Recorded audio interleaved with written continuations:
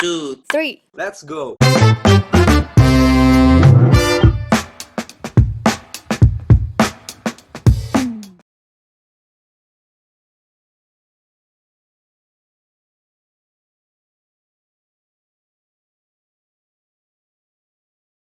Oke, selamat datang semuanya, selamat malam. Welcome to The Lamcast. Balik lagi dengan saya, the host Adin Aisyah. Dan di sini sekarang kita ada guest star terbaru kita, yaitu Kak Fakih Adiwi Saksana. Selamat datang, Kak. Gimana kabarnya? Hello, good. Everything's good. How about you? Good too, alhamdulillah. Oke, jadi Kak Fakih ini adalah seorang mahasiswa di Fakultas Hukum UI ya. Dan selain menjadi mahasiswa, Kak Fakih ini juga aktif dengan beragam organisasi kayak MUN, competition juga sering ya Kak, lomba debat, lomba speech gitu-gitu sering banget dan prestasinya juga udah banyak banget. Jadi kita harus kupas lebih jauh nih. Gimana sih caranya menjadi mahasiswa yang berprestasi kayak Kak Fakih gitu kan? Thank you.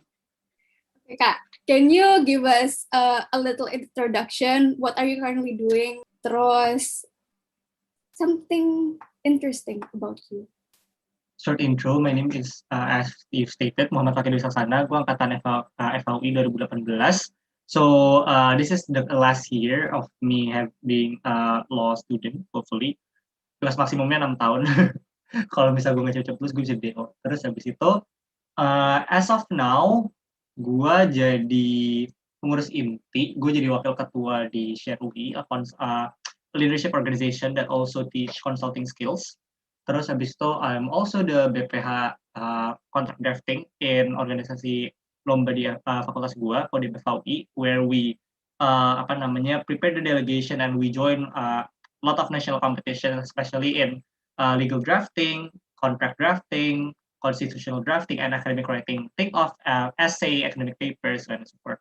Terus, other than that, gue juga I'm also handling penerimaan mahasiswa baru. So, buat kalau misalnya ada alumni Labsky yang masuk FH tahun ini, you will see me in 2 days. And other than that, lastly, gue sekarang lagi magang juga in one of the big law firms in Jakarta.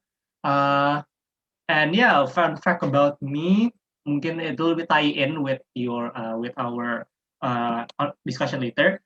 Gue pernah ngambil 14 proker in one semester, and itu lumayan menjatuhkan IP. So yeah, maybe that. Wow, 14 proker sekaligus ya. Yes. Oke, hebat sih. Kind of rip sih. It kind of bad decision making, but yeah, I made it. You made it. Apa namanya, pelatih diri juga lah ya Kak. Meskipun Betul. banyak banget. Thanks to Labsky. Thanks to Labsky. Oke Kak, oke. Kita langsung ke main dish. Cepet ya, nggak apa-apa lah. Gimana? Kenapa Kak Fakih milih masuk untuk ke Fakultas Hukum UI? Apa sih yang bedain dengan FAUI sama FH lainnya? Kan misalnya ada tuh yang kayak kalau fakultas ini di sini biasanya lebih fokus untuk ini gitu kan? Oke. Sebenarnya the good thing about FAUI itu adalah yang pertama, it's the oldest law faculty in Indonesia, which means other than that banyak banget boomer yang sekolah di sini dulu. The networking is very big, especially kalau misalnya lu mau karir di law firms and kayak private sector gitu.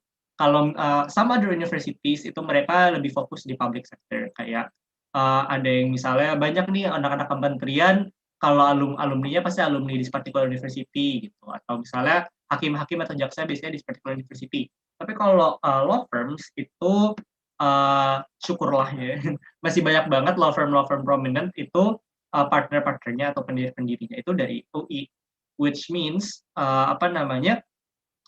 it really helps kalau misalnya lu misalnya bikin workshop atau bikin webinar, you really have a first-hand experience, first-hand knowledge from these experienced people gitu, dan itu ngebantu banget kayak mau riset mau apapun. Dan ada lagi side benefit lain, because kayak karena lu di FAUI, there's kayak ada stigma UI gitu kan. Kayak yang apa, Iya. kalau misalnya nih, lu ada tugas buat pengamatan di pengadilan gitu. Kalau lu, on a big or prominent uni gitu, lu bisa bilang kan misalnya, "Dari mana, Dek?" "UI." "Oh iya, UI, silahkan masuk. Mau how can I help you?" Gitu. Kayak your, alma mater name brings you good things gitu loh. Mm-mm. Walaupun ya apa, ada juga tantangannya juga kan, kayak, "Oh, anak UI gini doang," gitu, kayak if you're Iya. struggling to understand something gitu. Nah, but the main reason kenapa gue masuk UI, FHUI in particular, itu sebenarnya karena my parents are also here. Bukan karena jalur belakang, tapi lebih ke kayak in law, karena law itu mungkin similar, beda banget sama kayak IPA stuff, where 1+1 in all, university Indonesia adalah sama dengan 2 gitu kan. Kayak walaupun mungkin oke lah ITB sama UI mungkin they got different specialization, tapi in general engineering and math will result in the same number kan.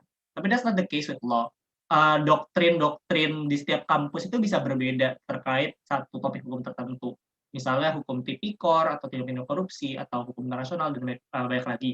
Dan ada korelasi sama tadi fakta kalau misalnya UI banyak lawyer-lawyer yang dari UI, terus fakta orang tua gue dari UI. Kalau misalnya gue kampusnya beda, satu link dari orang tua gue nggak bisa kepake karena oh kamu anak kampus Mm-mm. lain, aku tidak mau membantu anak kampus luar UI. Dan dua, Networking-nya udah doktrinnya beda bisa ya. beda. Iya, Ah, ya. doktrinnya beda, which means I can't use my dad's books, gitu. I can't Hmm. use my parents' books dan ya alasan ketiganya gengsi gitu sih kayak why are you not in UI while your friends in UI gitu.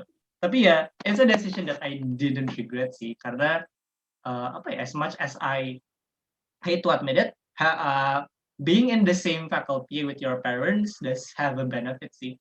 Karena ya itu ngurangi biaya beli buku at least at the minimum. Karena Bisa FH, diturunin juga ya iya beban FH in pengeluarannya. general, gue literally make buku yang sama dengan bokap gue dan bokap gue apa dan dosen yang ngajar Mhm. gue adalah asdos waktu bokap gue dulu kayak emang tua banget Oh, sih. Tapi ya that's the example I guess the benefit of your studying in the FHUI among others. I see. Jadi udah emang banyak ya input-input untuk supaya ber-FAUI. Mostly emang prospeknya bagusnya di situ kan. So like kenapa Yes. jadinya pilihlah prospek yang emang nggak 100% juga, tapi like The biggest chance lah. seoptimal mungkin it has the biggest chance for it to succeed, Yes, ya kan? betul. Oke. Gimana sih Kak kalau keseharian Kakak biasanya jadi mahasiswa FHUI gitu? Hmm. Apakah kalau jadi mahasiswa tuh sibuk yang orang-orang bilang? Tapi kalau Kak Fakih kayaknya sibuk banget ya. Iya, weh, lu salah nyalakan orang. Sebenarnya kalau mahasiswa in general, sebenarnya yang rate decision making itu dikit. Maksudnya yang the type of people that take 14 propers itu very rare. Mungkin apa gue doang? Kayak I'm quite confident kayak gue doang. Ada sih teman gue satu yang kayak gitu juga. Tapi in Oke. general anak-anak FHU itu yes they do banyak yang aktif di organisasi. Apalagi FHU itu we got a lot of organizations and a lot of yang cater to a lot of different demands. Misalnya lu pengen fokus ke hukum ekonomi sama hukum bisnis gitu ada yang udah berkembang banget kayak fintech gitu-gitu. They do a lot of research in this aspect. Kalau misalnya lu suka lomba internasional, think of international meeting, JASAP, FIS, so on and so forth itu juga ada wadahnya. Terus abis itu kalau misalnya lu suka connecting with Asian students all over Asia, law students gitu, ada juga ALSA, which I was part of and I'm still part of juga. Terus kayak kalau misalnya lu mau suka yang apa seni or photography or journalism kita juga ada. Jadi we have a lot of things in store, which make a lot of people di angkatan dan FH itu banyak yang sibuk organisasi. Tapi lebih sering condong sibuk di fakultas aja sih. Kayak jarang anak-anak FH ada yang sibuk di organisasi tingkat UI gitu. Kayak mungkin ada nih UIM Yon Club paling karena emang anak FH banyak yang MUM kan. Ya. Atau mungkin kayak share baru gue doang dari 30 orang perangkatan baru gue doang jadi share. Terus kayak himpunan-himpunan itu biasanya juga banyak. Tapi in general people more active di fakultas. Nah, tapi itu juga nggak semuanya, nggak seluruh angkatan gue ambis juga. Ada juga kok anak-anak yang kayak kuliah terus ya udah kuliah aja gitu. Ada juga and they got good grades gitu. Ada juga yang kayak apa ambis-ambis lomba kayak angkatan 2019 itu a lot of them join many competitions, many prominent ones kayak publikasi menang itu angkatan 2019 sering banget, which is very cool. Well, they also still manage to do organization juga. So there's that kind of people yang kayak organisasi jalan, terus lomba menang, terus IP-nya bagus, terus juga magang. Kayak these people exist The juga gitu all yang star. membuat lu kayak apa kayak ya Allah gue sekarang kuliah aja IP gue sudah kritis sementara dia sudah bisa mendapatkan segalanya, kita ada juga kayak buat lu insecure. So yeah, we got everything that you want sih gitu. Ada yang entrepreneur juga yang kayak apa? Think of selebgram kita ada, aktivis jalanan ada ya. Not anything. You can try to mention anything. I can offer you one kid that do that in faculty. Benar-benar berakam gitu Kak. Jadi teman-teman di situ. Yes. Worth it lah ya, networking-nya jadi makin luas kan. Okay. Yes. Nah, Kak, aku pengen tanya nih, setelah, of course, Kakak sebagai dulu jadi calon mahasiswa, pasti punya high hopes kan buat FHUI. Sampai sekarang tercapai nggak sih? Atau kayak ada yang, apakah itu sama semua ekspektasinya, atau ada yang berbeda yang bikin Kakak jadi lebih culture shock? Mungkin yang pertama stigma sih, kayak stigma FH bakal disuruh ngafalin gitu kan. Kayak sebenarnya itu enggak. So mungkin on fakultas semester awal you will have to do rote memorization karena emang masih belajar soal dasar-dasar gitu kan. Tapi as time goes by, kalau dulu semester 2, bahkan mulai dari semester 2, itu lu udah mulai kenalan sama analisis gitu loh. Misalnya let's do an example. Let's say your brother murder ngebunuh maling masuk rumah. Kira-kira dia dipidana apa enggak gitu.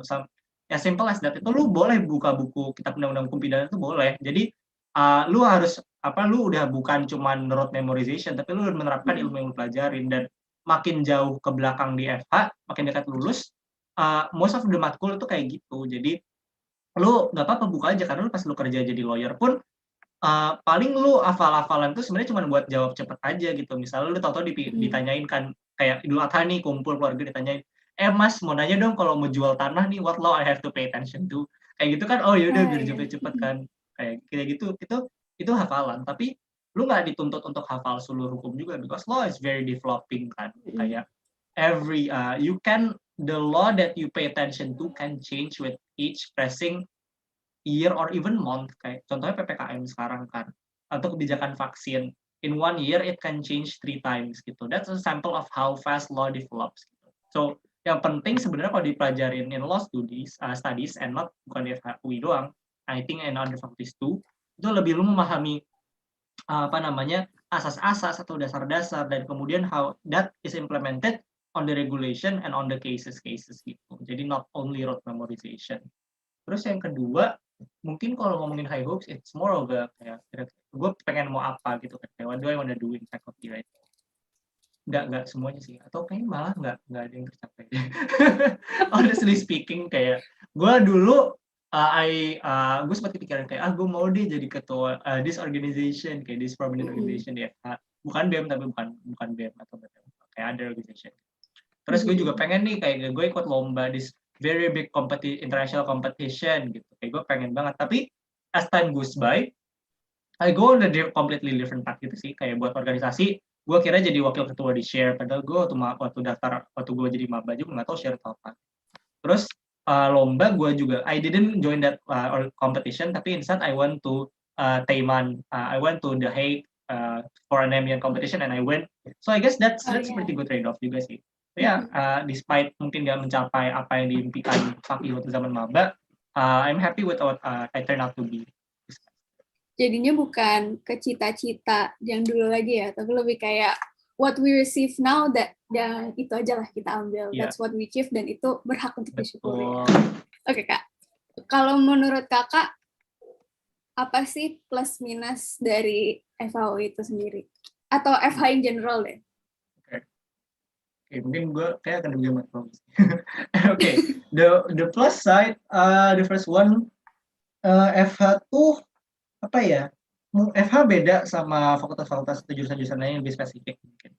Kayak misalnya apa ya yang mungkin spesifik, akuntansi misalnya.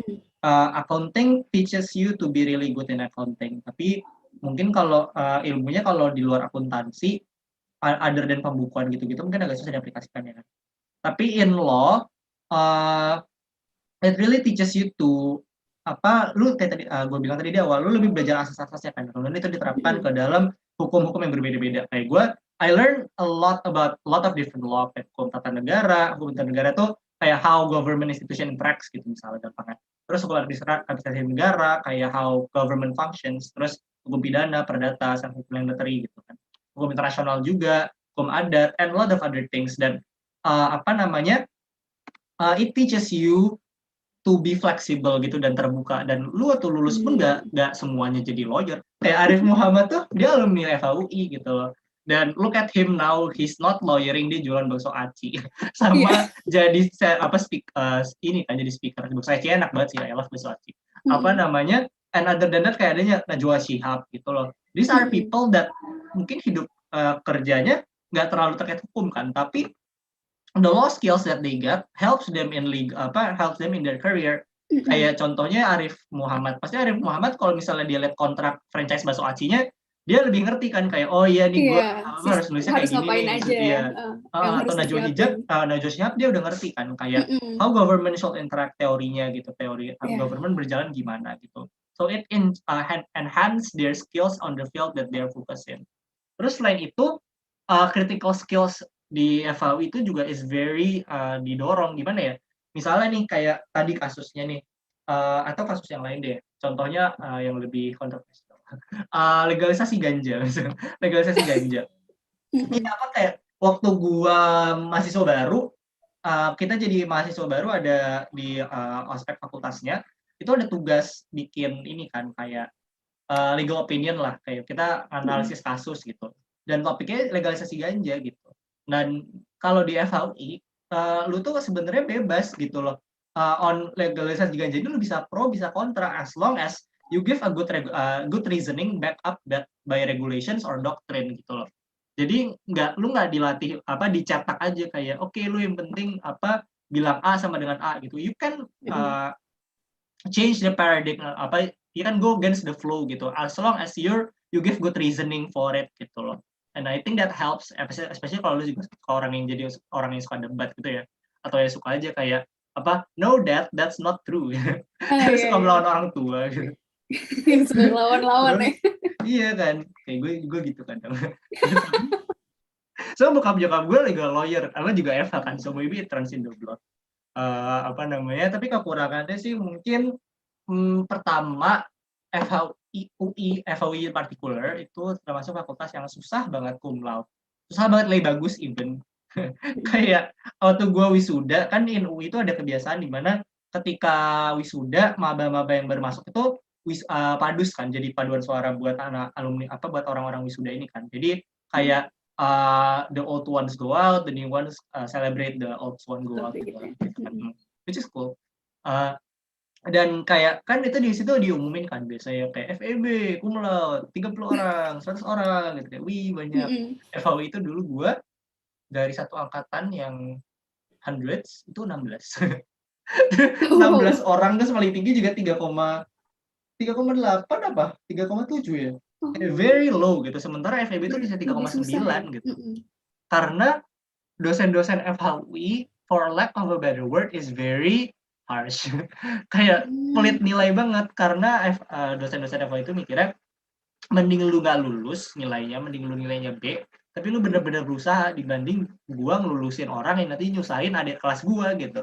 Karena ya lu ada prestige that comes along with it kan sebagai alumni UI gitu. Dan it's very hard to get 3.5 above. Kayak kalau FHUI itu standarnya ekspektasi yang pinter lu itu 3,2, 3,3 gitu rata-rata on the market gitu. Jadi itu sebenarnya bisa jadi benefit juga ya. Jadi kalau misalnya lu kayak orang yang aduh gue gampang terpressure nih kalau gue disuruh cum laude, masuklah FHUI di mana semua orang tidak cum laude. Tapi with a caveat that it lately changes due to COVID ya. Gue nggak ngerti ya apakah mungkin karena kayak dosen-dosen kasihan sama anak-anak ya. Aduh kasihan, mereka sudah tinggal di rumah saja, mereka stres. Kayak our grade really rises during COVID. Kayak banyak banget yang A plus, dan setahu gue kata 2019 dan 2020 juga tinggi-tinggi nilainya. So that is maybe changing right now. Oh, jadi ada apa namanya? Ada perubahan Ya, selama pandemi perubahan gitu ya? paradigma gitu dari sebelum angkatan sebelumnya. Jadi kayak angkatan sebelumnya banyak banget yang iri gitu loh, kayak astaga karena gampang. Iya, terus yang kedua, another minus itu mungkin terkait tugas sih. Kayak sebenarnya ini pasti general kan, kayak every faculty have their own difficulty. Tapi FH itu termasuk yang masih dikit awareness soal mental health-nya gitu, dan it reflected on the weight of tugas gitu. Misalnya nih kayak on the tahun semester tua gitu kayak gue tahun ketiga itu, nanti lu ada mata kuliah praktek di mana apa namanya, lu harus nyiapin berkas sidang pidana dan perdata dan semuanya, kayak misalnya sidang pidana kan ada hakim, ada jaksa, ada penasihat hukum gitu kan. Lu harus nyiapin semua berkas-berkas mereka. Terus harus ada role play-nya juga, which is fun sebenarnya. Oh, jadi kayak Tapi main peran satu iya kayak jadi main siapa peran gitu kayak ya? think of Kidzania gitu. Kidzania jadi hakim kan, gitu. Kan kalau Cuma Kidzania lu lebih iya kan, realistis ya. Kidzania kan Bebas lu udah ada juga. skripnya, lu tinggal baca, lu tinggal mukul-mukul palu aja kayak bad guy go boing gitu. Tapi kalau di Eva lu harus bikin semua dokumennya, dan itu bobot SKS lumayan gede, and at the same time lu banyak mata kuliah analisis lain. Jadi kayak kalau misalnya lu nggak kuat mentalnya, dan kalau misalnya lu lagi capek, apalagi kan COVID gini kan, a lot of people's mental health kayak lebih turun lagi kan karena capek bosan di rumah gitu-gitu. It can really wear you down, kayak apalagi terutama ketika digabungkan dengan fakta bahwa dosen FAUI pelit nilai.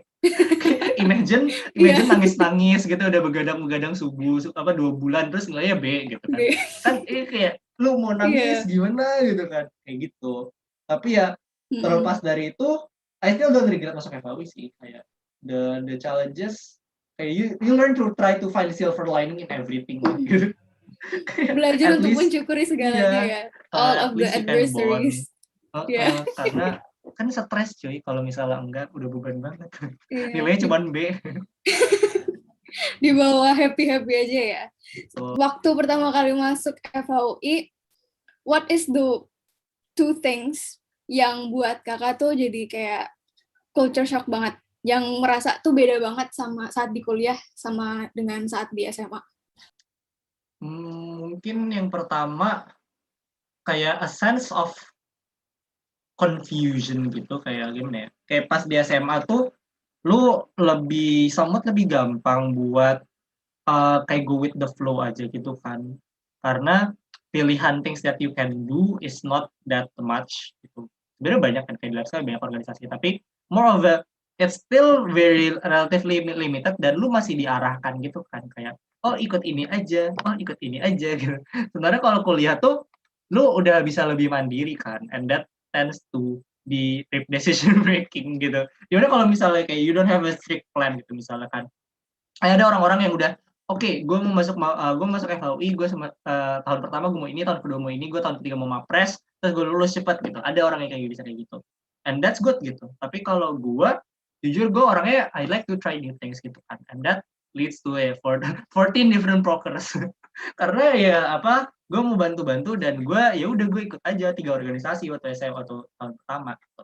The second one itu the fact that dosen-dosennya pelit banget. Tadi ya. Soalnya kayak again a lot of people mungkin waktu sebelum masuk kuliah mereka udah nanya-nanya kan, kayak gimana sih di FAUI, gimana sih di TB gitu, which is good, research are good. Tapi gue tuh jujur enggak. Karena gue mindset gue adalah waktu gue SMA kelas 10, gue kalau nggak masuk AI gue masuk FH, patokan yang gue jadi barometer gue cuman ilmunya applicable buat apa waktu gue lulus. Terus gue mikir ya udah FAUI lebih wide, ya udah gue FAUI aja gitu, udah selesai gitu. Gue tidak membandingkan apa yang gue dapetin, apa yang akan gue dapetin di FAUI gitu kan. Makanya gue I didn't see that coming, kayak nilainya pelit sekali. At least waktu SMA kalau misal lu effort, insya Allah effort lu nilainya bagus gitu kan. Ditambahin nilai-nilai gitu ya. Iya gitu, atau didongkrak. Kayak di FAUI pun kalaupun didongkrak lu masih dapat B, jadi dongkraknya B jadi B+. Iya. Kayak it's very hard. Mungkin juga karena standarnya makin tinggi kan. Jadi ya that's maybe the second cultural shock. Karena kalau yang lain kayak aktivisme di FAUI, gitu-gitu tuh it's something that already know gitu kan, so it's not surprising for me. But overall despite the cultural shock sih, I think FAU itu termasuk yang supportive ya, at least dari sisi mahasiswanya. Kayak tadi kan gue bilang kalau mental health dosen-dosennya mungkin masih banyak yang kurang peka, tapi mahasiswanya tuh is very supportive dan I'm quite proud to say that FAU itu termasuk yang paling vokal kalau soal apa namanya anti kekerasan gitu, especially kekerasan seksual gitu loh. Kayak we are the more progressive faculties gitu kan. Jadi that provide a really good protection, especially for mahasiswa baru gitu loh. Kayak apa namanya dari panitia-panitia PMB itu benar-benar sangat dibatasi on what we can and what we cannot do. So that provide a good protection for the maba-maba sih. Kayak pas gue maba tuh kan gue ngebandingin kan sama anak teman-teman gue. Kalian gimana ospeknya gitu kan. Kayak it's very different on what I have as a tugas and from other faculties gitu. Masih ada kayak beberapa fakulti yang mungkin atau di luar UI yang kayak ngapain sih gue dapat tugas ini nggak jelas aplikasinya. While di FH tugasnya semuanya berat, kayak semuanya esai, semuanya banyak banget tulisan, tapi udah ada strukturnya iya ternyata diterapin banget untuk kuliah, so dia nggak apa-apa gitu loh. Kemudian gue bisa merasionaliskan itu of apa ya, ospek kayak apa sih kalau di SMA MLS ya, MPLS ya, iya think of MPLS lah, kayak MPLS Lab kayak gitu loh. Apa yang lu pelajarin benar-benar kepake ketika lu sekolah kuliah di FH, and that's very good. Gitu. Jadi emang apa namanya udah dipikirkan secara dalam-dalam ya, secara kritis. Yes. Like, what do you actually need di kedepannya, and apa sih yang cuman kayak di otak kita kayak cuman untuk ya untuk lewat bukan, aja gitu bukan ya. buat senioritas doang. Iya, gitu. Bukan buat senioritas, bener. Yes. Iya sih. Oke Kak, of course, apalagi ini lagi pandemi ya. Apa sih yang harus disiapkan oleh calon-calon mahasiswa atau maba-maba sekarang untuk bisa dapat teman-teman tuh yang kuat networking-nya. Network-nya tuh kuat, pertemanannya kuat. Oke. Maybe join a lot of organization kayak apa? Mungkin gue nggak akan spoiler, apa spoiler ya? Some organization in FHUI itu provide better networking than others. Kayak apa namanya? Let's say ALSA misalnya disebut mereknya. ALSA itu it provide a lot of networking in many prominent law firms. Jadi di ALSA itu lulusannya banyak banget yang kerja di berbagai law firm, and it also connect you with people all around Asia. So kalau misalnya lu nanti kerja apa sama tahu ada klien dari luar negeri, it might help you guys in the future gitu. Terus selain itu ada juga kayak organisasi keagamaan kayak Rohis SMA gitu, surprisingly juga ada kencang organisasi apa koneksinya. Misalnya kalau buat yang Islam itu ada Serambi. Serambi itu banyak juga orang-orang apa lulusan-lulusan Serambi itu yang di prominent law firms gitu loh. Kayak peringkat 1 ada. Peringkat 1 tuh apa banyak banget orang-orang Serambi, yang peringkat 2 juga, dan kayak banyak gitu loh. Jadi di you can join a lot of organization badan otonom atau badan semi otonom yang have the networking gitu. Itu pertama. Yang kedua mungkin try to join a lot of competitions and proker juga bisa 1 atau 2 gitu. Karena FHU itu juga termasuk yang fleksibel buat lomba-lomba. Misalnya lomba business case. Business case itu anak FHU juga ada yang beberapa finalis. Atau kayak contract drafting lomba-lomba FH atau conference kayak we have a lot of options in front of us gitu. So do try. MUN juga bisa gitu. Jadi harus dicoba. Terus yang ketiga mungkin try to participate di UI juga gitu loh. Karena ya lu sebagai fakultas yang ilmunya ilmu dasar, lu butuh orang-orang kayak gini kan. Kayak orang-orang teman-teman lu di FEB bakal butuh jasa hukum lu gitu. Tapi ya lu nggak bisa dapat klien kalau lu kenalannya dengan FH UI doang kan. Lu butuh membantu teman-teman lu FK yang mau praktek misalnya. Gitu kan. So if you have a good relation with other people from other faculties, ya nanti akan berguna juga buat lu pas lu kerja nanti. Gue tuh pernah bilang the people that in the same batch with you sama satu angkatan itu bisa jadi bakal jadi saingan kerja karena lu masuk kerjanya pada saat yang bersamaan kan. Jadi walaupun temenan tapi ya apa secara pragmatis ya you guys enter the workflow at the same time gitu. Jadi ya mungkin teman-teman yang akan lebih bekerja sama selain orang-orang yang mungkin di satu fakultas, yang luar fakultas mungkin yang akan lebih menawarkan lu potensi kerjasama gitu kan. Kayak gue misalnya gue lomba gue sempat riset sama teman gue di teknik Telkom, di FT Telkom, karena gue kasus lomba gue itu gimana caranya pemerintah nanam kabel dari Jakarta sampai Jakarta sampai Surabaya. Dia kan kayak gue anak FL, gue nggak ngerti cara gulung kabel fiber optik gitu, jadi gue harus riset anak Telkom kan. And that you can do that if you don't have that many friends. So try to join a lot of organization, try to join competitions, try to find things that you like, and make a lot of friends sih. Kayak takeaways-nya. Oke, jadi benar-benar harus mencari opportunities itu ya, untuk menambah pertemanan. Dan again, meskipun saat ini itu kalian dalam lingkupnya statusnya berteman, cuman nantinya you guys will compete at eventually ya. Yes. Sekarang dunia kerja juga lagi padat-padatnya kan, apalagi with the pandemic. Sekarang jadi makin sedikit lowongan pekerjaan. Nah guys, nyari duit. Semoga Indonesia baik-baik saja, guys. Amin. Oke, Kak, this is going to get a little bit political. Nah, Kak, aku pengen tanya, benar nggak sih bahwa mahasiswa Fakultas Hukum itu banyak yang awalnya idealis? Jadi kayak awalnya tuh ingin menegakkan hukum di Indonesia, cinta-cinta dengan berbagai sistem yang ada, segala macam. Cuman lama-lama jadi terbawa arus gitu. Is that true? Mungkin gue nggak akan bilang terbawa arus, gimana ya? Sebenarnya bukan di FHUI juga sih sebenarnya. Mungkin UI bukan UI doang sih. Mindset mahasiswa in general. Jadi kayak mahasiswa itu lu memang dituntut menjadi idealis. Kenapa? Karena lu masih hidup di dunia akademik. Dunia akademik itu lu akan belajar harusnya gimana gitu kan. Kayak misalnya nih bikin jalan tol, idealnya gimana sih? Kayak what is the best way to build a highway gitu. Nah, tapi kan pada prakteknya kan nggak selalu the best way is done gitu kan. Kayak sama aja di law firm misalnya gampangnya pidana deh. Mungkin idealnya setiap koruptor dihukum seberat-beratnya gitu kan, karena mereka merugikan negara gitu. Merugikan masyarakat. Tapi pada prakteknya gitu, nggak juga. Ada kenyataan fakta-fakta yang bertentangan dengan itu kan, whether good or bad gitu kan, both example access. Dan I guess that's where anak-anak mahasiswa, termasuk mahasiswa FAUI juga gitu loh. Misalnya pas masih semester awal gitu, pas tahun-tahun pertama, apalagi kalau lu masuk kastrat gitu kan, kajian strategis, think of kayak bidang BEM yang fokus ke isu-isu politik. Ya kalau misalnya ada permasalahan politik dia mengkritik gitu, bukan masalah politik doang, misalnya vaksin berbayar gitu kan, bisa mengajukan kajian buat mengkritik gitu kan. Atau pembuka represivitas aparat, itu bisa ngajukan kajian untuk kritik.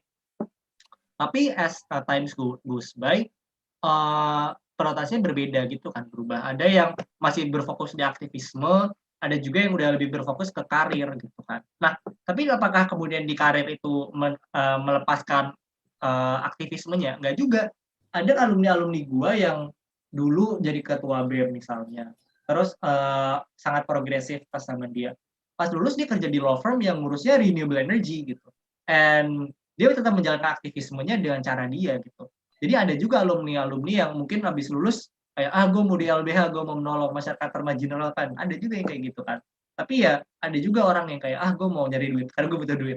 Tapi ya nanti pas dia butuh menjalankan duit itu, dia tetap juga menjalankan hal-hal yang udah dipelajarin. Misalnya dia berusaha membuat work culture-nya jadi lebih gender equal atau lebih melindungi hak-hak perempuan gitu misalnya. Atau dia di law firm-nya nggak mau law firm yang gusur-gusur warga gitu misalnya.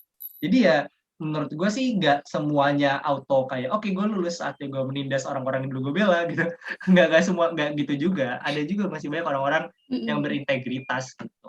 And that's a good thing about work I guess. Karena ketika lu lulus kalau buat gue adalah orang yang berpikir kayak jangan gara-gara lu punya integritas, lu mempunyai nilai-nilai luhur yang lu pegang, lu jadi nggak bisa makan. Karena it doesn't do good thing to the thing you're campaigning for kan. Kalau orang mikirnya kayak wah kalau gue berbuat baik nanti gue miskin, kan nggak ada orang yang mau berbuat baik kan, nggak ada orang yang mau berbela masyarakat termarginalkan gitu. Jadi ya do well do good sih, kayak kalau gue di share tuh belajar kayak you need to do good for society while also doing well for yourself gitu, karena ya that's the best way to to live sih, I think. Because you want to cry in your mercy gitu kan. Bukan nangis di bawah tenda gitu. Iya, iya. Jadi balik lagi ke setiap individu ya, Kak. Yes. What morals do you have, dan bagaimana cara kalian masing-masing mempertahankan moral-moral tersebut. Yes. Oke, Kak. Tadi kan Kak Faki udah bilang nih, kalau Kak Faki tuh banyak ikut extracurriculars, lomba-lomba, organisasi, proker-proker ya kan, sampai ada 14 proker sekaligus diikutan kan. Oke, dari seluruh keorganisasian kompetisi dan proker-proker tersebut, ada nggak sih 3 yang kakak benar-benar merekomendasikan untuk maba-maba FHUI? Oke, bisa. itu gampang. Yang pertama mungkin gue mempromosikan organisasi gue, Alsa. Kenapa ya? Karena tadi gue bilang kan networking Alsa tuh kenceng banget. Banyak banget alumni Alsa yang di prominent law firm dan bikin law firm juga tuh banyak. So itu really helps. Yang kedua, kaji the skill that you learn in Alsa, budaya-budayanya, pola kerjanya, dan divisi-divisi itu it really helps, especially kalau lu masuk divisi gue dulu legal research and development. Dan other division juga bagus gitu, dan it really teaches you soft skill yang kemudian dipakai. Dan the third benefit I get from ALSA adalah other than networking luar negerinya, kita tuh di ALSA juga banyak workshop and other program that connects you with this alumni yang if you're lucky and kalau misalnya jodoh, lu bisa dapat magang dari situ. So it's very useful. Ada organisasi-organisasi lain di FHUI juga bikin kayak gitu, workshop-workshop gitu. Tapi ya ketika lu bisa berkiprah maksimal di ALSA, I think that you can very good benefit juga buat lu. Walaupun gue cuma jadi staff ya di situ, tapi gue mau promosi itu. Yang kedua MUN. Kenapa? Karena MUN give you a lot of links too, walaupun mungkin kayak not a lot of people are into international relations, but it's a good exercise in a lot of things kan. Lu belajar drafting, lu belajar research, belajar negotiation, belajar speaking, and it helps karena waktu lu jadi lawyer, apalagi sekarang kayak bahasa Inggris is basically the norm gitu kan. It helps you to get used to reading English documents yang kayak, aduh ini istilahnya apa sih maksudnya, gue nggak ngerti gitu. Terus habis itu kayak discussing with bahasa Inggris juga gitu, learning with a lot of people, and apa yang lu pelajari di FHUI itu applicable juga buat MUN gitu. Kayak misalnya you learn how to identify dasar-dasar hukum apa yang bisa dipakai, prinsip-prinsip apa yang bisa dipakai. It improve your MUN skills and vice versa juga gitu. Kayak lu bisa dengan research MUN, lu bisa dapat ilmu-ilmu yang lu belum belajarin di FHUI. Terus yang ketiga, mungkin gue akan promosi organisasi gue yang lain, Podium, yang karena gue jadi BPH. Kenapa? Karena ya sebenarnya mungkin in general lomba-lomba bertema FH ya. Kayak tadi kan lomba MBN lomba in general. Lomba-lomba FH itu kayak misalnya pembuatan karya tulis, terus kontrak drafting atau mooting gitu, baik lokal maupun internasional. Kenapa? Karena it teaches you actual legal skills gitu loh. Dan yang kan lu pakai gitu, kayak misalnya lu jadi lawyer, ya lu kan belajar bikin kontrak, lu akan bikin perjanjian, lu terus juga akan sidang kalau mau litigasi. So it really helps you buat nanti ke depannya beneran kerja. Jadi menurut gue sih 3 itu yang paling penting. Oh ya, ngomong-ngomong, Alsa Ikom juga sebentar lagi ya, Kak, competition-nya? Betul, Alsa Ikom tuh next month ya. Iya, gue banyak temen gue yang di panitia di situ. So.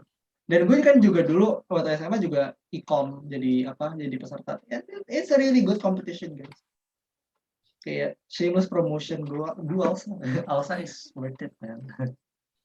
Ya, dan ngomong-ngomong soal event-event yang yang akan hadir nih, bentar lagi kita juga bakal ada Festival Mahasiswa Baru Pelajar Indonesia atau FMBPI dari Sejuta Cita. Nanti bakal ada banyak banget nih pembicara-pembicaranya, keren-keren banget. Ada Kak Najwa Shihab, Kak Jovialda Lopez, ada Nadiem Makarim, ada Joko Widodo. Pokoknya banyak banget, jadi penonton-penonton sekalian harus banget ikut. Jangan lupa untuk daftar lewat aplikasi sejutacita.id, oke? Betul, guys. Two out of 5 speaker there is alumni FH. So. Wow. do check it out. Yes. Betul. Nanti juga bakal ada seminar untuk kenal-kenal kampus di seluruh Indonesia nih. Itu ada di day 2 FMBPI tanggal 28 Agustus. So you can check that out tuh. Langsung daftar aja, register. Go ahead. Betul. It's really worth it, guys. Terutama kalau kalian masih bimbang. Iya. Betul. Gratis lagi kan eventnya, jadi gak usah sungkan-sungkan. Oke, Kak. Selain extracurriculars, mau nanya dong, apa sih soft skill dan hard skill yang lagi Kakak latih saat ini? Oke, soft skills mungkin I still constantly brushing up my research and writing skills sih, kayak how to do efficient research in legal gitu, terus juga how to write good legal opinions and legal writings gitu, gue juga masih constantly brushing up my skills. Itu masuk ke hard skill ya. I can't find the difference sometimes. Terus dan selain itu ya kayak legal English gitu loh, because interestingly, despite mungkin kayak SD, SMP, SMA udah biasa banget nih ngomong bahasa Inggris kayak yaudah udah biasa gitu. What's the worst thing that can happen gitu. Ternyata pas lu masuk law firm atau lu pas praktek legal, you realize that lot of legalese in English itu beda banget istilahnya gitu loh. Like you kind of learning from zero all over again gitu. But it's something that I also learn. And other than that, mungkin yang sekarang yang gue berharap bisa belajar itu adalah faktor-faktor non hukum yang work in daily life gitu. Yang paling gampang kayak how to get favors yang even though it's not within the contract gitu. Kayak misalnya lu harusnya dapat segini nih, tapi lu bisa lebih dengan menggunakan metode negosiasi lu gitu. And because I think kayak itu kayak real life skills aja gitu kan, kayak how to gain more without ripping off, without being a criminal. I think that's something that I'm really interested in learning sih. Hal-hal kayak gitu tuh lu bisa nggak otomatis lu dapetin atau lu kuliah gitu loh. So yeah, that's why gue tadi bilang kan kayak do organization, do competition, karena those soft skill and hard skill itu lu bisa cuma dapetin kalau lu venture and you try, you expand your skill set and you go out of the comfort zone. Although it can be stressful ya, but it's very worth it in my opinion. Oke, jadi benar-benar harus dicari ya, Kak, fasilitas-fasilitas and from those extracurriculars yang bisa ngebantu untuk melatih soft skill dan hard skill tersebut. Selain yang tadi udah Kak Fakih sebutin, ada nggak sih hard skill yang Kak Fakih rasa tuh harus Kak Fakih milikin, cuman saat ini belum tercapai atau masih dalam proses? I'm still learning how to make good legal arguments juga sih sebenarnya, karena kayak terlepas dari latihan di MUN and my competitions gitu, kayak kadang gue masih bisa kurang cukup gitu kan. So that's something that I constantly improve, dan juga pemahaman gue terkait hukum sendiri gitu loh. Because karena waktu kuliah lu kan belajar hukumnya banyak luas banget gitu kan. And to train to specify yourself in a certain law gitu, misalnya kayak gue sangat tertarik di fintech nih. Kayak think of GoFo, OVO, GoPay, perkembangan di bidang fintech, and di bidang teknologi gitu, kayak I'm very interested in that aspect. Kan harus belajar sendiri gitu tuh, harus ikut workshop sendiri. So currently I'm developing my skill set on that gitu sih, kayak ikut magang, ikut lomba-lomba track gitu. Jadi itu sih mungkin yang currently pursuing right now. Oke, Kak. Kakak dulu waktu masuk FHU itu lewat jalur apa, Kak? Oh, gue PPKB. Oke. Ada nggak sih, Kak, yang harus dipersiapkan oleh yang ingat ikut PPKB juga? PPKB itu sama kayak SNM in a way, di mana lu persiapannya bukan di tahun terakhir, tapi lu dari tahun pertama persiapannya. Kalau PPKB itu kan pertama persiapan pertamanya lu harus masuk SMA yang actually have kuota PPKB, karena nggak semua SMA punya kan. So kayak kalau lu masuk SMA yang nggak ada kuota PPKB, udah kita saatnya melihat SNM dan SBMPTN, jangan lihat PPKB gitu. Kayak assuming that you're in SMA yang PPKB, what you have to do first itu adalah you really need to differentiate yourself compared to other people sih, pertama other people in your faculty, ini SMA. Misalnya by joining a lot of competitions. Gue dulu pas SMA berapa kali ya? 4, 5, 4 or 5. It's not that many compared to a lot of people, ada sampai 10 atau SMA. Tapi termasuk banyak di SMA gue, angkatan gue dulu. Terus selain itu gue juga OSIS, gue jadi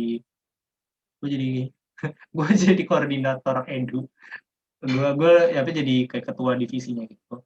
Terus habis itu gue juga apa namanya I also do jamborees, gue do pramuka dan rohis juga. Kayak organisasi juga banyak rep decision making sejak SMA gitu. Those things, those certificates that I get itu jadi yang ngebantu gue buat masuk ke daftar PKB, karena pas daftar PPKB lu harus nyetorin apa sertifikat prestasi kan, prestasi akademik, prestasi non akademik, prestasi DSB DST gitu. So that really help kalau ikut banyak organisasi dan banyak lomba, apalagi kalau menang gitu. Kayak ikut aja udah lumayan membantu sebenarnya gitu.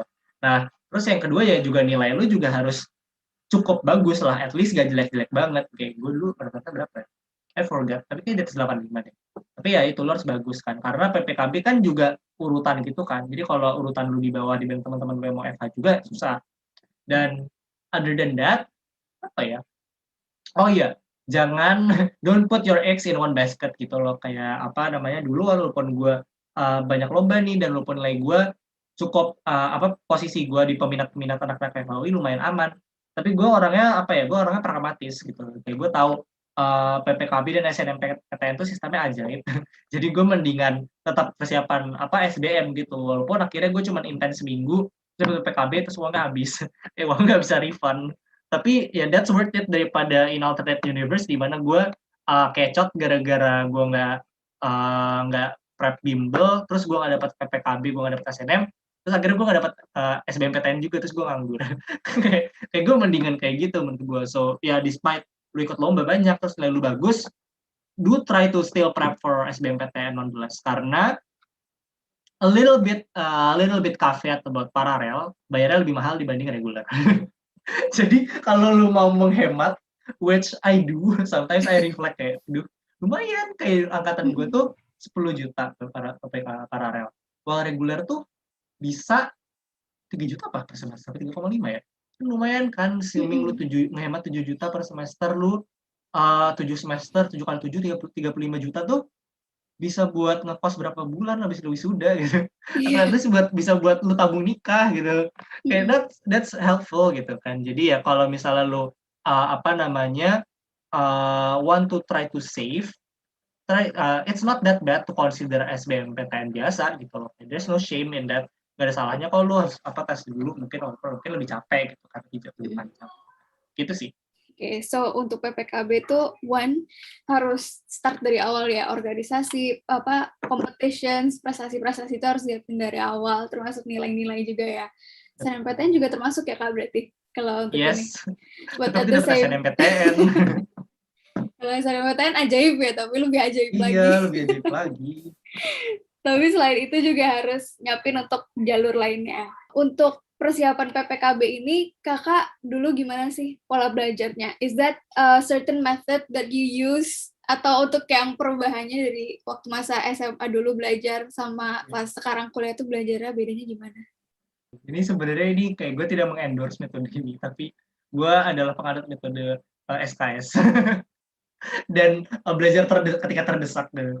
Kayak jujur gue sampai sekarang pun masih sering banget gue mepet-mepet baru nyicil. Although I try to improve it gitu ya, kayak I try to lebih jauh-jauh, terutama kayak pas akhir-akhir semester gitu kan.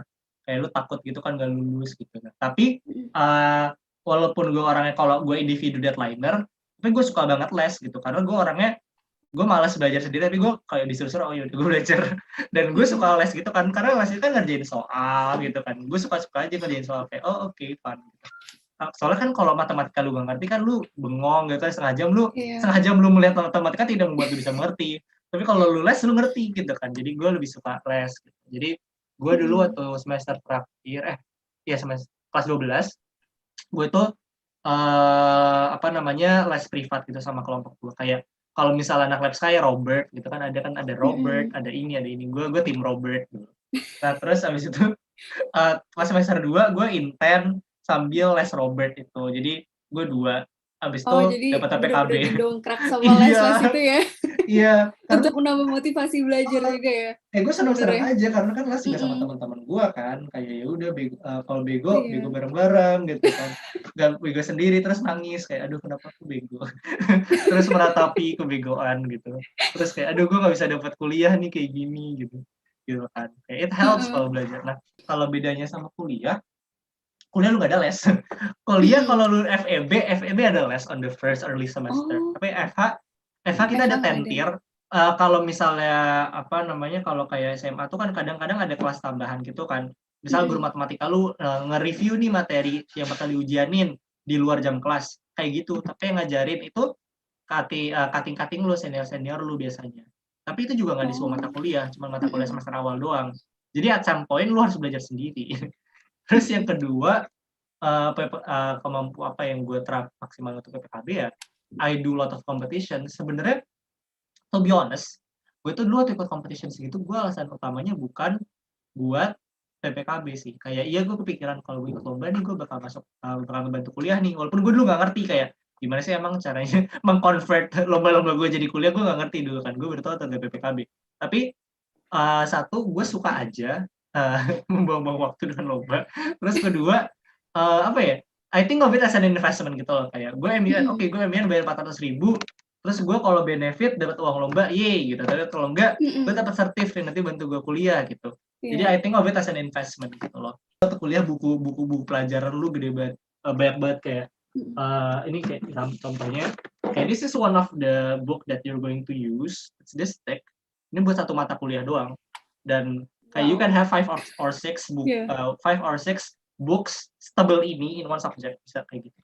Bahkan satu mata kuliah Crazy. kadang-kadang juga pakai buku-buku dua lebih Yes, kan, nggak cuma satu juga. yes. Apalagi kayak buku-bukunya tuh banyak banget. Ada beberapa mata kuliah yang lu bukunya buku terjemahan dari bahasa Belanda atau buku yang dibuat Oh. sama orang Indonesia tapi orang Indonesia yang lahir pas zaman Belanda. Jadi bahasa Mm-mm. Indonesia itu belibet belepotan gitu loh.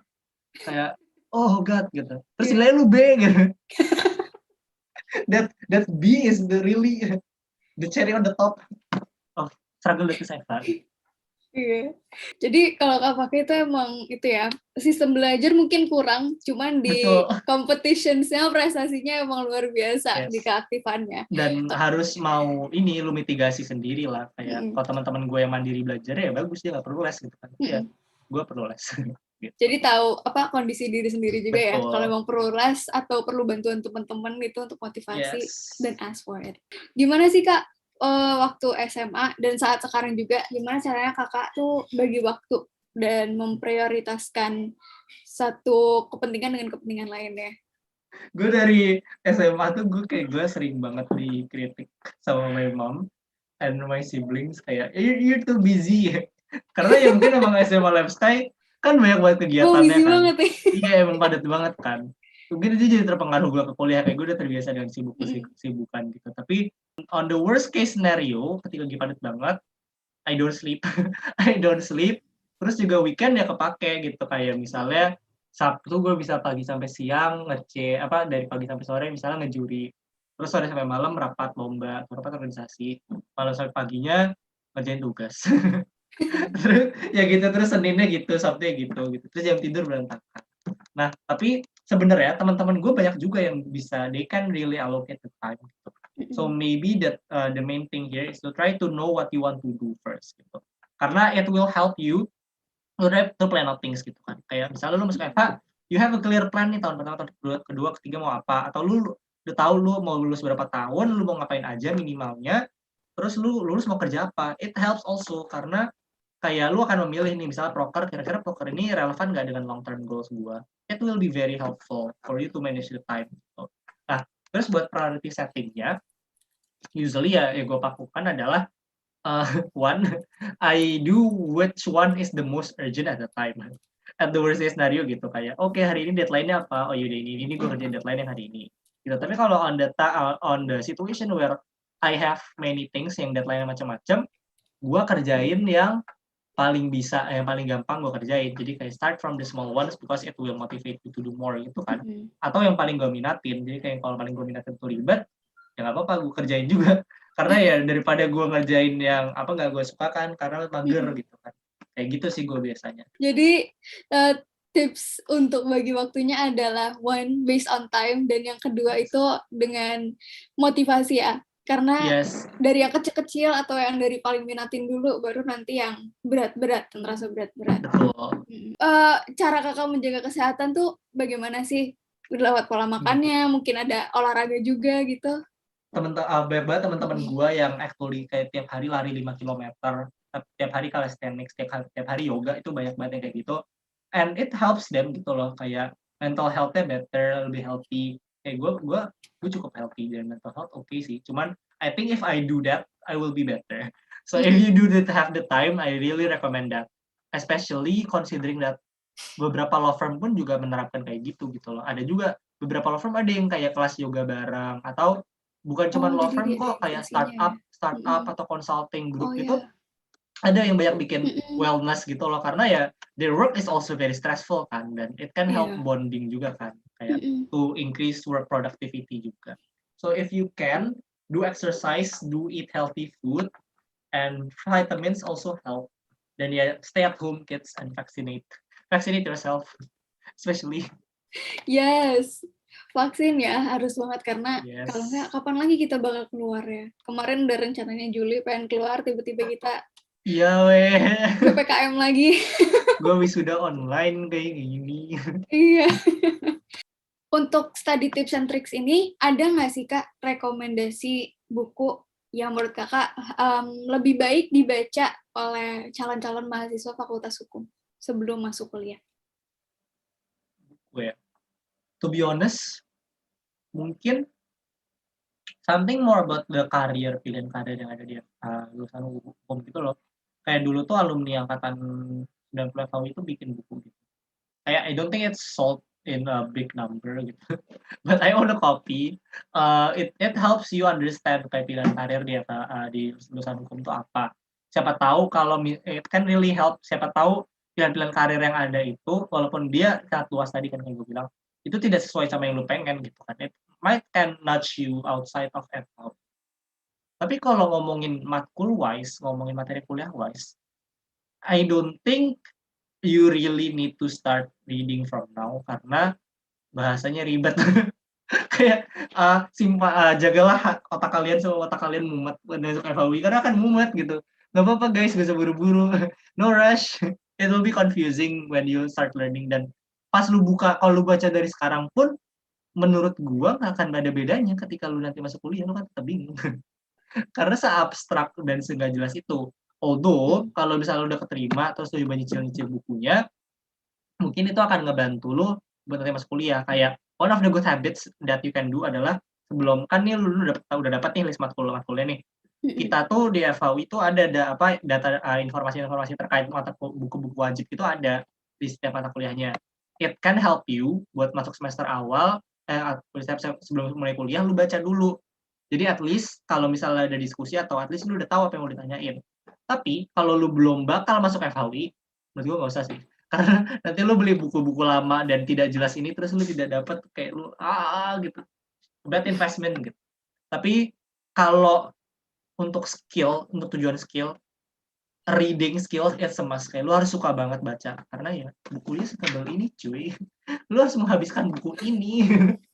Lu tidak bisa pintar kalau tidak membaca bukunya gitu. Terus bukunya ada 6 gitu.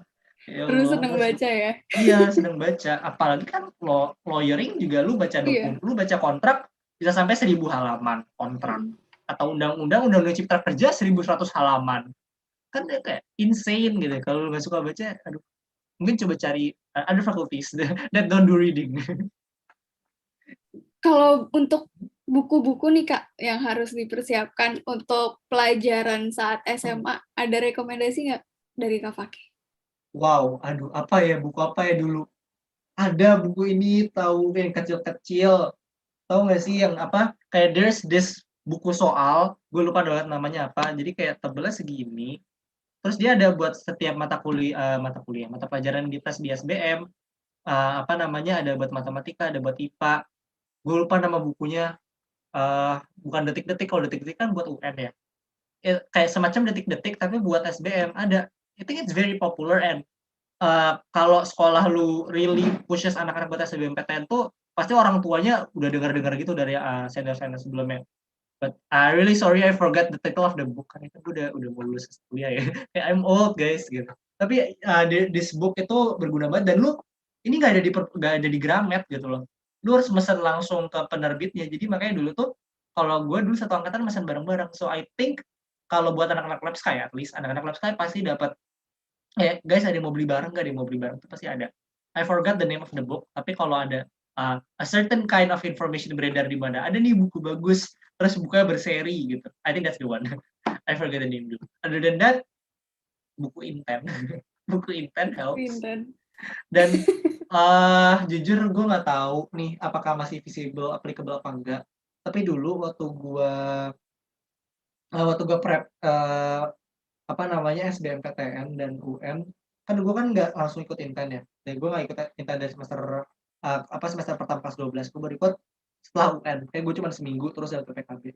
Nah, ketika gue belajar mandiri sama guru privat gue yang sama kelompok belajar gue, kita tuh ngeprint soal UN dan soal SBMPTN. Kayak gue tuh ngekompil dari 2015 sampai bundel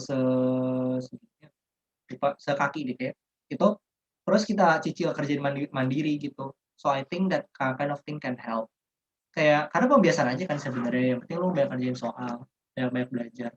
Terus selain itu ya udah buku yang direkomendasikan oleh kurikulum kalian saja di sekolah. Itu dibaca gitu. Karena ya udah gitu aja sih. Jadi lebih ke kerja sama bareng teman-teman juga ya untuk ngumpulin sumber-sumber belajar. Iya. Oke, sebelum kita tutup, boleh nggak Kak kasih tips untuk belajar saat udah masuk fakultas hukum? Kan kita kan kayak yang tadi Kak Paki bilang kan lebih banyak untuk menganalisis dibandingkan menghafal. Is there any methods atau yang Kakak lakukan atau teman-teman Kakak lakukan untuk melatih analisis tersebut? Do a lot of reading. Kan semua baca bukunya. Karena kalau bukunya dibeli doang nggak bakal masuk di otak. Terus yang kedua, apa namanya, read, terus you can try to read the news. Kayak apa namanya, kayak banyak banget perkembangan hukum yang bisa lu lihat dari perkembangan ya dari berita gitu kan. Misalnya kayak sekarang ada non-fungible tokens NFT gitu. Kayak a lot of things in real life perkembangan lu bisa analisis dengan hukum gitu. Misalnya kayak bank digital nih, sekarang ada Bank Jago, ada Genius dulu kan. Kayak lu bisa lihat nih, emang apa sih bedanya secara hukum bank digital sama bank biasa, atau apakah Bank Jago beneran bank digital kah, ataukah sebenarnya itu bank konvensional? Jadi kan try to look at everything from the perspective of law gitu. So, try to analyze and think a lot, kayak do a lot of critical thinking gitu. Mungkin lo kan jadi kayak anak yang melawan orang tua karena lu selalu mengkritisi orang tua gitu. Kayak terus apalagi ya selain itu, and good time management also helps, karena ya tadi kan tugas-tugasnya banyak banget dan tugas-tugasnya berat, kayak tugas-tugasnya paper and analysis, so you can't really force to rush it gitu loh, apalagi kalau benar-benar harus detail kan analisisnya. So really try to improve your time management, have a good planning on what you want to do in college, because it will help you to do your task. Dan yang terakhir, use the resources that you have. Kayak lu di UI dan other university itu pasti mereka nge-subscribe ke ini kan, journals, terus kayak JSTOR and other repository of journal. That helps a lot to answer the questions gitu loh. So misalnya nih lu bikin paper tentang regulasi energi terbarukan misalnya. You can use these resources yang udah disediain sama kampus lu to enrich the paper and to enrich your knowledge gitu. Kayak kalau misalnya lu nggak tahu apa-apa, ya lu cari. Jadi lu gunakanlah ilmu orang-orang lain ini dalam meningkatkan jawaban lu gitu. Because ya pada akhirnya ketika lu sarjana, lu nggak dituntut buat bikin ilmu baru kok. Lu dituntut untuk menganalisis aja dan menelan dan memuntahkan kembali ilmu-ilmu yang udah dikembangkan sama orang-orang yang lebih pintar dari lu. So yeah, do that. Kayak do open your mind, do a lot of workshop, do a lot of training, biar lu dapat banyak ilmu. Mumpung lu masih jadi mahasiswa, karena kalau jadi udah lulus kuliah, ya lu udah dituntut pinter gitu, lu udah expect pinter, so it's harder. Oke, Kak Faki. Nah, untuk menutup video ini, boleh Kak Faki kasih Satu dua patah kata untuk para penonton, especially those yang pengen masuk FHUI atau yang sekarang lagi jadi maba. Kalau buat masuk FHUI, welcome to the one of the best faculty law faculty Indonesia. I hope walaupun atau in law faculty in general, I guess, kalian masuk FHUI masuk FH lain is a very big honor karena law is something that is very important in a lot of people's life kan. Dan try to enjoy the ride, find the things that you enjoy here, find a reason to stay and to perform well in here because it will be struggle if you don't. And hopefully whatever the work that you turn out to do in the future, lu bisa menerapkan ilmu yang lu pelajarin di fakultas hukum lu gitu. So to sum up, do your best, enjoy the ride, and hopefully you can fulfill whatever you want to reach in your faculty of law gitu, in your faculty of law. Itu sih dari gue. Oke, Kak Fakih, terima kasih banyak ya udah datang di Road to FMBPI Chapter 1 Kehidupan Mahasiswa Fakultas Hukum UI malam ini. Nah, jangan lupa buat teman-teman sekalian, buat kalian semua yang ada di rumah atau lagi berpergian sambil nonton video ini, jangan lupa buat daftar ke FMBPI sejutacita.id sekarang juga. So, thank you so much dan good night. Thank you guys. Terima kasih telah menonton video hari ini. Jangan lupa untuk like, subscribe, dan komen di video ini. Beritahu kami juga topik apa yang ingin kalian dengarkan selanjutnya. Terima kasih.